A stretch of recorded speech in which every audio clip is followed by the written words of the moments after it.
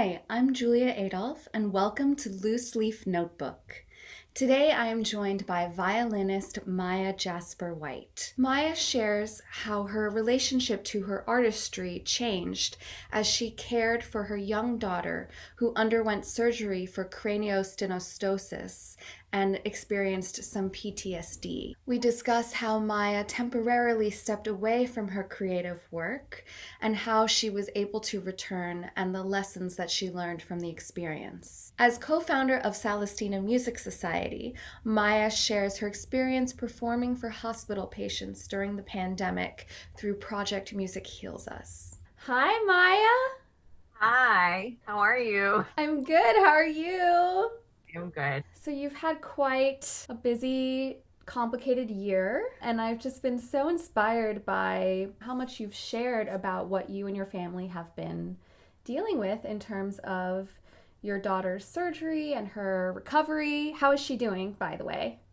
Awesome.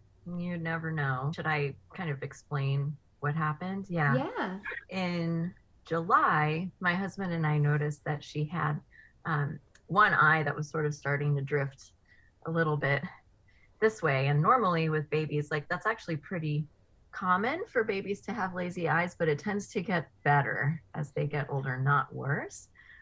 So hers was getting worse, and we took her to an eye doctor. The eye doctor basically said, I suspect that the reason her eye is doing this is because her skull is misshapen and she may need some reconstructive surgery on her skull. So in a way, that was like the most alarming point of our journey with her. I mean, everybody knows how insurance is and how long it takes to get referrals. And there was this kind of agonizing waiting period for the craniofacial surgeon. And that woman just took one look at her and was like, she has all these trademark features of craniosynostosis, which means that your skull, like babies are born with soft spots so that they can be born, first of all, like so their heads are really squishy, and also so their brains can grow because they grow so quickly in the first 2 years of life. It took about 2 months, which again felt like eternity. Yeah. It was during the height of LA's COVID surge, 3 days after Christmas, and it was hard. I mean, handing your child over to a team of surgeons, I have never cried that much in my life. Like when I saw Right. my husband, it was just like complete, release of emotion. And when I saw her again, it was kind of amazing how calm I felt, especially given that like 6 hours before that, I'd never been so distraught. I didn't even recognize her. She was in the first room and her face already looked so different.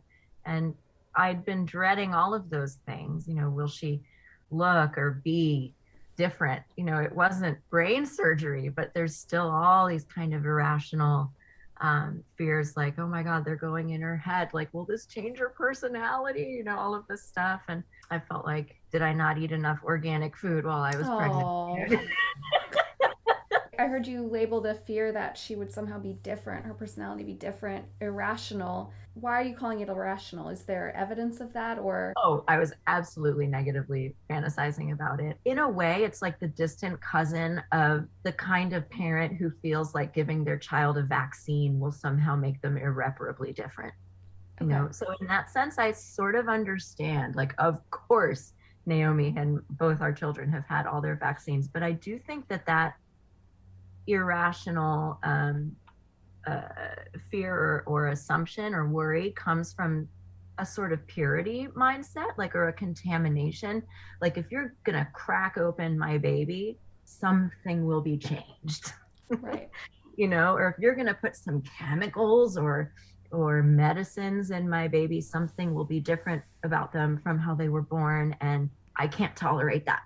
You know, Right. um, so I felt like in Naomi's case, yes, it has been shown. Like, there was a neurosurgeon present, and the neurosurgeon's job was one thing. It was to make sure that they didn't touch her brain. Wow. It was not brain surgery. And even so, I know people who've had brain surgery and who've come out of it and still been them. It's this idea of, like, again, like kind of purity, like she shouldn't have this and they shouldn't have to go in there. And this will somehow, like, as if there's this parallel universe where Right. everything goes right.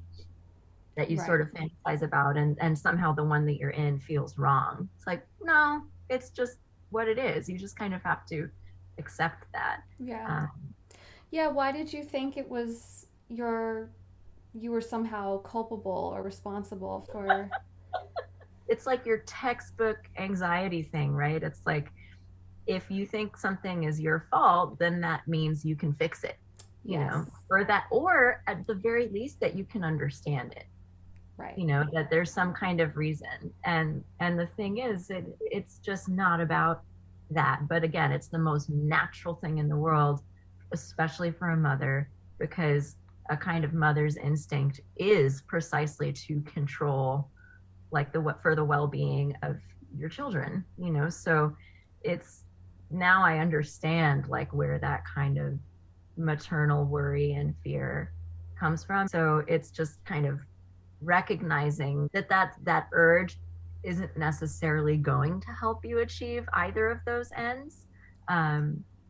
I think the important thing, and I feel this way about all just like feeling states or emotions, is, and I really try to do this, and of course I don't succeed a lot of the time, but that it's data, it's information, and so long as you're sort of harvesting the data of your feelings and your thoughts, and then putting those into play, in accordance with just what matters to you, then, like, what else can you do? You sort of have to let go of the rest. And that's really what my husband helped me with, was like, look, we're doing everything we can, like wondering if, the prenatals you took didn't have enough X, Y, or Z. There's just so many things you can revisit, but would it change anything? No.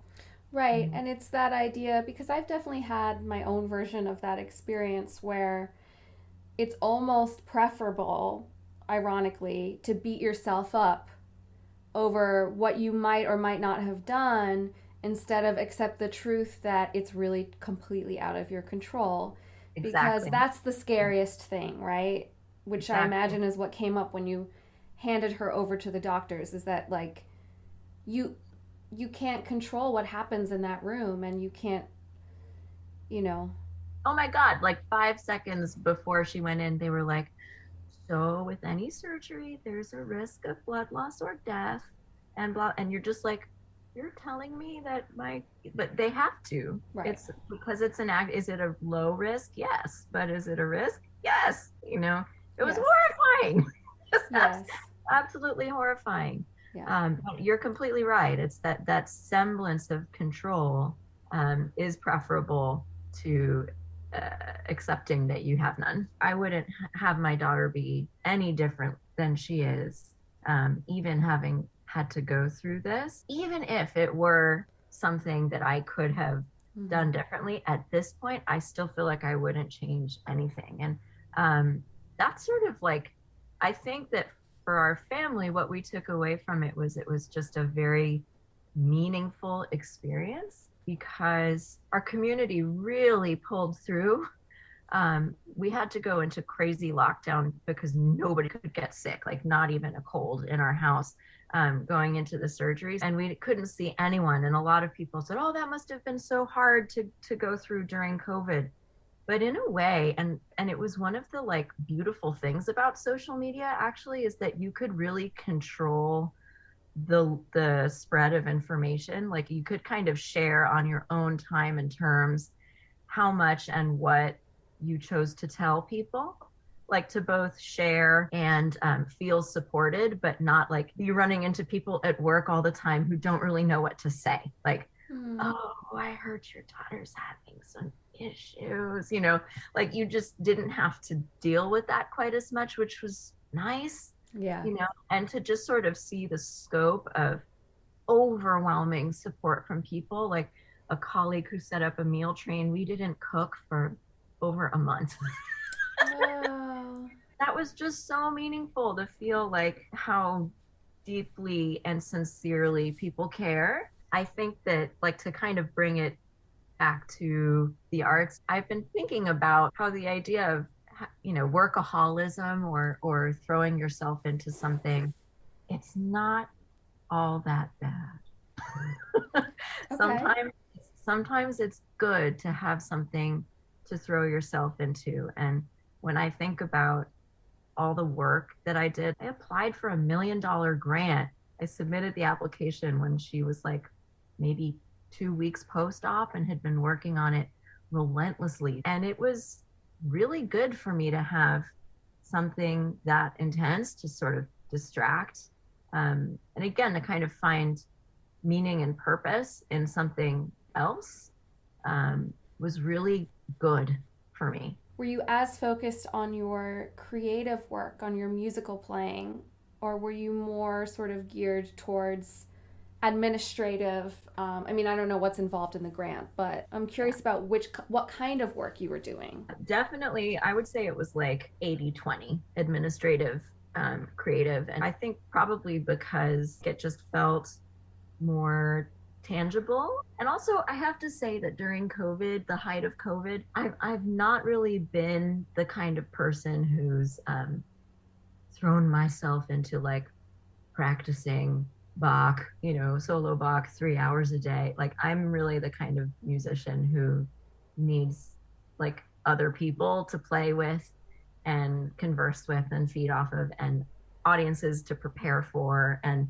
like I would play some hospital concerts for the UCLA patients, so that was really nice. But that playing was the most like, and even in terms of sheer hours, the most I was playing was for the patients at UCLA, and that was really nice. But at the same time, like it's kind of intellectual because it's over Zoom. So like, and a lot of the time the patient's camera's off, so like, oh, there's a person on the other end who's suffering, and this is giving some comfort, and so it's nice to do, but it's not the same as playing for someone in real life. But it was still, it felt great to play. But I do feel that throwing myself into the grant applications, it also felt more like something to kind of control for a good outcome. Yeah, I wanted to ask you about that difference in the kind of work, because I've found that, during times of high emotional stress and uncertainty, it can be really hard to be really freely creative. And I feel like that's sort of a myth, right? That you can be Yeah. suffering to great intensity, and then you get up and you play your, the most beautiful virtuosic piece, and you pour every fiber of your being into it. No, more just realistically, you're probably doing a more straightforward like tasks, right? That are productive, but it's not taking your emotional energy. Totally. And I think too, in the case of the grant application, it was trying to make a really strong case for why we needed and deserved a lot of support. And so it was a way of gathering data and finding like concrete measures of growth and of success, and kind of telling a story about building audience community. And it was a very positive story that we were telling. And spoiler alert, we got the grant. Congratulations! Less than 6% of what I asked for, which was $1 million. But it took that kind of, right? I know. It's still great. But just by way of an example, I brought my violin to the hospital with me because I thought, oh, maybe Naomi would like it if I played. Didn't open it. Like, she needed to be held the entire time. Like, if I was not physically touching her, she lost her mind. So didn't happen. So again, this like romanticized idea of like what music can do, and when is a time and place for music. Even I was like, oh, that would be nice to bring my violin and play for her. Like, that did not happen. Yeah. But the work was also still connected to your purpose as a musician, and I imagine that was meaningful to you. 100%. In the hospital, if Naomi asked me for any music, it was to sing the theme songs to her favorite TV shows. Sure. Yeah. Yeah, I'd love to hear more about Project Music Heals Us, which I know Salastina partnered with.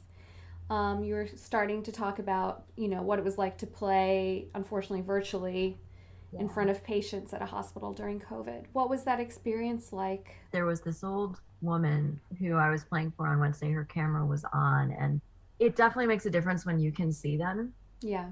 When you can't, it's quite abstract. And like I said before, you kind of know intellectually what's happening, and that has value and meaning, but it's just kind of a little harder to really feel it. And with this old woman, I just had this very overwhelming thought, like she had been a tiny girl once too, and if Naomi were in her late 70s or her early 80s and she were really sick in the hospital, how much it would mean to me to have a stranger do this for her. There are definitely moments like that, especially when you can see. And another one I would mention is when I was playing for a much younger person who had COVID a couple months ago. And I remember, when you're playing, there's the kind of mental tape that's always registering things that you're doing that aren't going as you like. So I was playing my requisite like solo Bach and kind of going, oh yeah, that wasn't so great. And I looked over and I saw that she was like wiping away a tear. Right. And that sort of put me in my place. It put my like self-critical kind of running ticker, which is again not always bad. It's like that's how you improve, is like noticing those things and registering them. So it's not like that's a universally horrible thing, but it really put it in perspective to sort of see how calming and healing it was for this person. Just like, okay, wow, it's humbling, just like makes you get over your self-critical side a little more. I love doing it. Even just like helping to administer the program. We had Yo-Yo Ma as a special guest. So it's been a beautiful thing. So I saw that you mentioned on social media that Naomi was maybe experiencing some PTSD. Oh. What does PTSD look like for a toddler? And how did you handle that? And did you experience your own kind of version of that as, a parent? So when we took Naomi home from the hospital, she, the doctors had warned us she's going to be mad. That was the word. They didn't use the word PTSD. They just said mad, because she wouldn't have understood what she's been through. There's still some pain and, all of this. And they said she's not going to sleep. And when we got home, we were stunned. She slept through the night every night for like 9 days, napped at her normal time, was like Little Miss Sunshine. But then, boom, day 9, it was like she suddenly went, wait a minute. Like the initial maybe comfort or euphoria of being home in the familiar setting evaporated all of a sudden. And I have like videos, because we were concerned that there was some, maybe some physical pain that had come back. So I took videos of her just behaving like she was in a war zone, inconsolably crying on the ground, kicking and screaming. Nothing, like she would ask for things, like wanting to be held or wanting a toy, and the second we would comply, then it was as if we had just committed the ultimate act of betrayal, and the crying and screaming would become intensified. We just had to ride it out. We basically just did some research. Of course, we contacted all the doctors. The consensus seemed to be like, this seems like she's just finally realized what's happened. And we just kind of had to have faith that it would pass eventually. And it did, you know. But it was rough. It was literally like looking at someone who was in a war zone. Just she wasn't there. She wasn't in the reality of our home. We assumed, oh God, she's going to hate going to the doctor. And every now and then she'll say things like, no doctors, no pokes. And what I usually say is, that's right, not today. So how did you take care of yourself during this whole period? Oh boy, lots and lots of knitting. Okay. Knitting is definitely my therapy. I did speak to a therapist once or twice. That was super helpful. Something else that was really healing, my cousin, she recommended looking into a Facebook support group, which I did, and going into it, it was so great to have a place to ask all those questions. But there are also times when I feel like I need to step away from that group a little bit, because it's like a little too much remembering. So I just try to stay aware of like, am I in a place where I want to help someone out, or am I in a place where I need to like take a step back? Do you feel like you were just sort of getting through this phase, with Naomi, and now maybe you're able to focus on taking care of yourself a little more, that the Oh yeah. immediate danger is sort of past? Well said. Yeah. If children are great for something, it's being present, right? Because they've got a ton of needs, like moment to moment. But Right. that doesn't leave a lot of, so it can get you out of yourself, but it also gets you out of yourself. They're just, it takes some time to really like realize and accept that that danger has passed and that everything's fine. And Right. I think, to your point, looking back to, even once she was fine, it took an additional like 1, 2 months for me to really come down, because you're on high alert, like hyper vigilant. If you were sort of maybe disconnected from your own personal self care because you were caring for your daughter during this emergency, you were also disconnected from your maybe artistry or your musical. Is that true? So do you think the Yeah, two are connected? most definitely in some ways. And in other ways, no, because my connection with music predates, it's so long and so just enmeshed in my whole life story. But all that is to say that it continues to be. And now my life story includes this and her and my whole family. And the example I just gave of like playing for that old woman, and thinking about my daughter as an older person, there are times when that connection feels really obvious. I would say that whether it's from COVID or this experience or doing what we do with Project Music Heals Us, there's something about playing now that feels more like an act of service, and at the same time a little bit more both like an indulgence for myself. Hmm. Like I enjoy practicing in a different way. I think when pre-COVID and maybe even just in my younger years, there was always a sort of athletic component to practicing, which felt like just the enjoyment of figuring something out and making it better. But I'd found that lately, when I practice or play, I feel like I'm enjoying settling into and creating resonant sonorities. It just Hmm. feels a little bit more, okay. And of course, I'm still noticing all the things that I want to be better, much in the same way as I always have. But there is a quality of like sometimes when even yesterday, I just was kind of like, I'm going to practice the Bach C major first movement because I don't usually choose that one.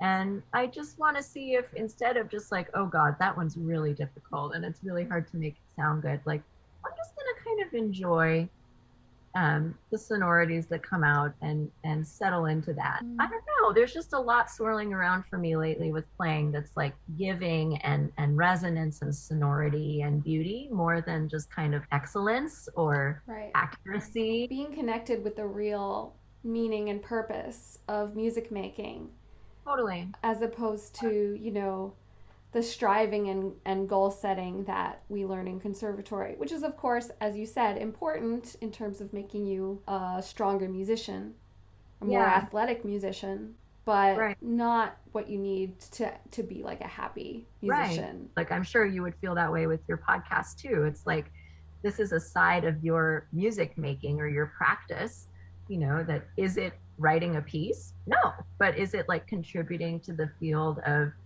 music in a way that's meaningful to you and to other people? Like, yes, and who could ask for anything more than that? So, what advice would you give to other parents or really just anyone trying to care for a family member or a friend who is ill or is maybe waiting for news? Right.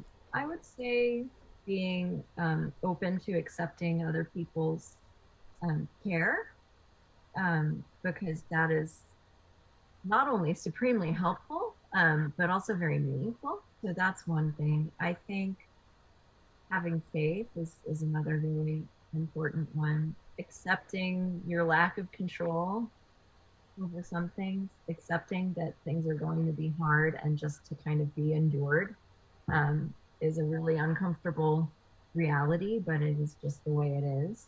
And just like how both how big and how small the world is in terms of where that care can come from. It could be strangers on a support group on the internet, and also like right under your nose. And I think sometimes our bodies try to give us a heads up when they need us to slow down, and just to kind of listen to that, just kind of like to be more aware of like what is my body trying to tell me with this, like not sleeping well and feeling really burnt out and grouchy all the Right. time. What is the memo I need? That these feelings are like they're information for me to act on. It's you can't just kind of will yourself out of it. If people want to find you and hear your music, more about Salastina, where can they go? Sure. Well, Salastina has these virtual happy hours every Tuesday. It's usually at 6 p.m. Pacific time, and that's at salastina.org. You can see what's coming up and register. And then for live concerts, things are really picking up starting at the end of July. Well, thank you so much. Thank you, Julia. Maya's family story serves as an important reminder that during times of crisis, it may be important to step away from your artistry and find other more tangible ways to stay connected to your creative purpose. It is a myth that great artists can push through great amounts of pain. Sometimes we really do need to have some perspective and time to begin to process our life experiences, and then we can dig and channel that into our artistry when we have had some time to heal. So thank you, Maya, for being with us today, and thank you for listening.